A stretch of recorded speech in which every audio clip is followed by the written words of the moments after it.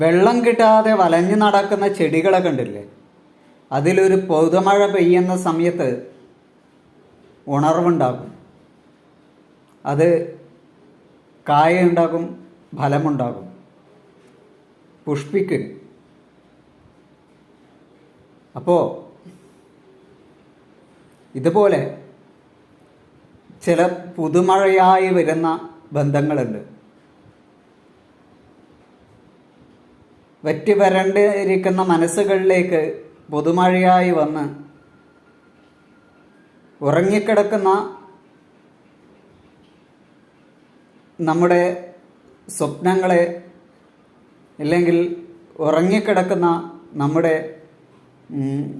ഉണർവിനെ ഒരു പുതുമഴയായിട്ട് വന്നിട്ട് ഉണർത്തുന്ന അവർ. അങ്ങനെയുള്ളവരെ കിട്ടുന്നത് വളരെ അപൂർവമാണ്, പ്രത്യേകിച്ച് ഈ കാലഘട്ടത്തിൽ.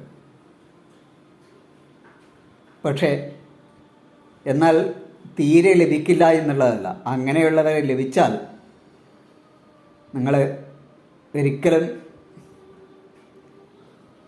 അവരിൽ നിന്ന് അകന്നു നിൽക്കാൻ ശ്രമിക്കരുത് കേട്ടോ.